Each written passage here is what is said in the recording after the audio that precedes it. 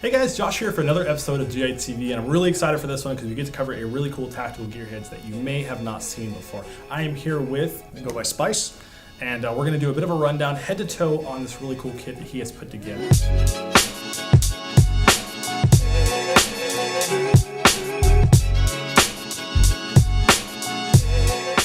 First question though, I gotta ask, what made you want to get into building Norwegian kit? I've always kind of been into it, just from a visual perspective. Like the camo is really cool, the gear is really cool. They use a lot of very high-end issued equipment. So we'll start from the top and work our way down on all this awesome kit that you have on. I assume the top part of this is going to be a ops core. Yep, it's a replica ops core fast. Gotcha. I also have a boonie that we use for kind of like recon stuff, but generally speaking. Right. I mean, you are rocking the 417. Do you feel like when you go out in the field and you're playing with Airsoft, you mainly take the helmet, or you swap out for the boonie? The helmet's kind of the default, Right. and it's kind of like, is there a good day where we get to not wear the helmet? Yes, It's exactly. nice and light. So what are you running as far as comms gear from like top to bottom? I know you have like quite a bit of a setup here. Sure. So this is a Bowman headset. This is a real one. I had a replica before this, but this one is waterproof and has the correct connector to connect to the real Selects PTT. This one is British issue, also used in Norway. The Norwegian ones that you cannot find unless you're very, very lucky, have a little volume knob, which is a nice thing. Yeah. But this one is also legit. And then unfortunately, there's nothing like the real Norwegian LFR radio, which is basically an improved PRC 152. Yeah, for anybody that's not too familiar with radios are one of those pieces of everybody's kit that when they try to replicate is just, oh my goodness, break the bank. Those things are very expensive, not to mention near impossible to find, right? I mean, is that kind of why you end up going with the option that you have now? There is no replica of an LFR radio, and there is no way to get it. Right. I'm not even sure if it's legal to export them, but I don't know anyone who has one, Right. even real Norwegians. So this is a TRI replica PRC 152, which is still a pretty good radio. It's essentially got Baofeng internals, more or less, but it comes with the improvement of being waterproof and having a giant battery and being pretty sturdy. Yeah. This is a real Norwegian LFR pouch. They are about the same size, just a slightly different cut. It'll fold down. You can hit the keypad and everything while you're wearing it. Right. I have a remote running the antenna to my back. This is a real Harris antenna. That's pretty much it. Now, obviously, these BDUs are pretty awesome. You're not going to see these just anywhere. So what are you rocking as far as the top and bottoms go? And was there a reason why you went with the different color camouflages?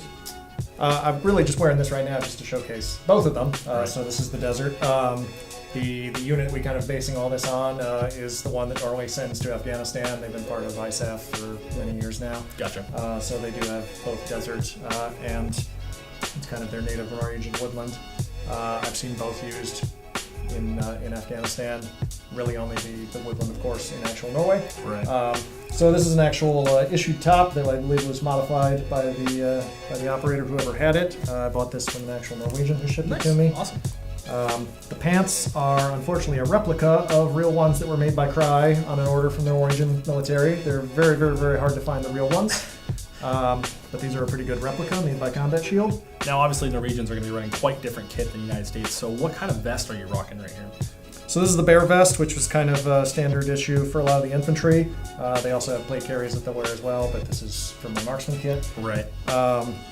And yeah, it's a pretty simple vest, but it's got a lot of great little design features, and it's super comfortable. It's got an integrated 3-liter hydration pouch Nice. in the back.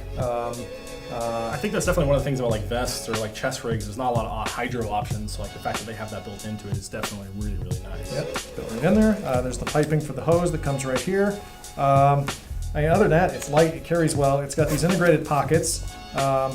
This one actually has an integrated holster. Right, you were telling me about this. You can put a Glock inside there, right? Yep. But you don't choose to do that. It's a built-in mesh Glock holster. It's the only thing that's not good about this. It kind of just is steadily poking you right in the ribs if you actually put the gun in there. Right. So I choose not to do that. That's where I keep my compass. But just a lot of storage space in here. I keep my notebook and some chem lights. And that's the basic like functioning of the vest. It's got piping and kind of like these channels and in and out points throughout. You'll see I'm running right for wire management and all that. So the wire management goes right through there. Whatever you want to do, it's very easy. And then you do have this set up right now for a 417 DMR style role, or Marksman, I guess you would say, in the squad. So, well, when I got it, it was completely bare, so I've got all the pouches custom to do exactly what I wanted to do with it. Right. Mainly, it's I don't shoot a lot. I don't need a whole lot of mags, so I've got here I've got 3 double 417 mag pouches, so I could carry 6 mags. Actually, I carry 5, right. And I basically just use this one half as like a hot swap kind of thing. Yeah. Now, I did notice that you have kind of a weird pouch right here. Can you kind of explain to me about a little bit what's going on with this one? Right. This is another NFM pouch. This is a MP7 pouch. Interesting. Okay. This is an integrated pouch for 4 MP7 mags, and it's got this nice piece of elastic, and it just cinches down and clips right in there, very fast. And yeah, the Marksman for Norway run MP7 is their secondary weapon. You'll see if they're operating in like an urban environment, very often they'll have the 417 slung on their back in the pack, right, and an MP7 up here. This is a Norwegian issue. It's called the Bravo medical pouch. It's pretty hard to find, kind of desirable, but yeah, it's just got a basic pull out your blowout kit, unzip it, all kinds of compartments. Right. Who knows what? It's all just food in here. Got right snacks now. in there. There's a tourniquet, but yeah, pretty well designed, basic, light, easy to get at, which is mostly what you want. It's fast. Definitely. Now, I did notice that on your vest, you do have quite a bit of ordnance pouches on your left side, as well as kind of a quick one on your back. Do you normally carry frags with you when you're doing like kind of the Marksman thing, or is that just like, hey, I want to have these on my vest if I need it in case? Any kind of event, I would generally try and have at least a couple. Right. Usually I'll have 3 or 4 on me. Are you a pea grenade kind of guy? Yep. Yeah, definitely. Pea grenades are a lot of fun. Whenever possible, yeah. Right. Now, as far as your secondary goes, what do you run with this kit? Or I should say, what do the Norwegians run with their kit? Yeah, so the 3 weapons that be used by this kit specifically are the 417, the MP7, and then, last but not least is the Glock 17. Right, tried and true. And what Glock are you rocking? This is a KWA Glock 17 in a Safariland 6004.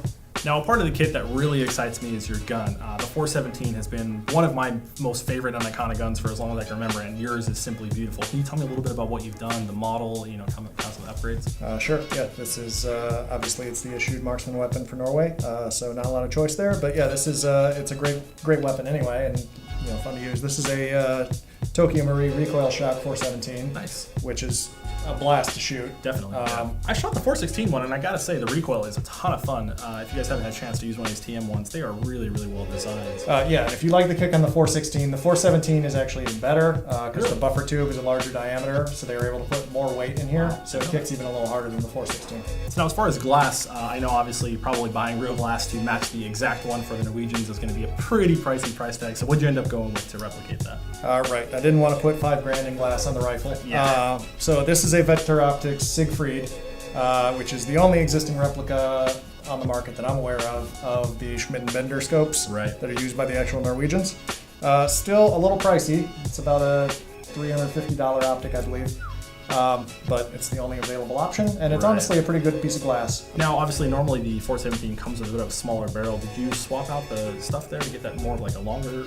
Sure. Yeah, this is a VFC barrel kit and front rail. The front rail is actually identical, but the VFC correctly has the flip-up front sight. Oh, very nice. And the barrel is now a 20-inch instead of a 16. Right, which is how the Norwegians have their rifle setup, right? Correct. And then I see you went with obviously a bipod on there to match that. Pretty basic Harris design bipod. The Norwegians are kind of particular with how they paint their guns. You can do whatever paint job you want, but there's a lot of the markings that they say have to be masked off so they're not removed. The serial number, the HK logos, obviously all the actual dial markings on the scope, which are functional. Kind of want to see those. I don't want to see those. So yeah, I tried to follow as best I could without actually having those documents telling you, here's what you are allowed to do. Right. I'm sure there's a few features I got wrong, but overall tried to be as faithful as I could while still bringing my own kind of custom, we're in California and it's the desert. Take to the snakeskin pattern on the paint job and so forth. Definitely. Now, one cool piece of the kit that a lot of people I don't necessarily do is like get the actual ruck and the whole, the backpack accessories to go with the loadout. And I see that you have a really cool backpack here that I've never seen before. Can you run me down a little bit about why this is set up the way it is? Sure.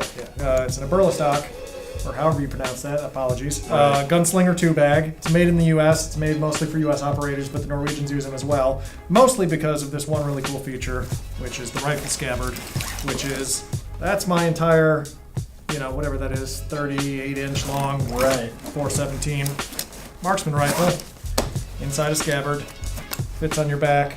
Once it's on there, you barely even feel like it's there. Right.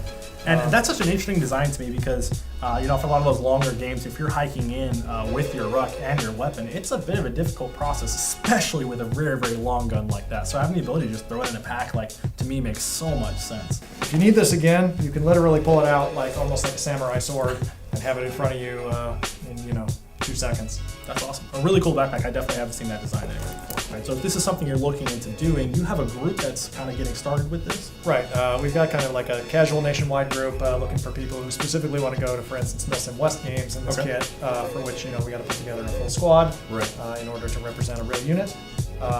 So that is called To Valhalla. So if you guys are interested in that, I will put that link in the comment section below. But once again, thank you, Doug, so much for bringing this really cool kit out. And like I said, leave those comments below. Let us know what you want to see on the next Tattoo Heads. My name is Josh. I'll catch you guys.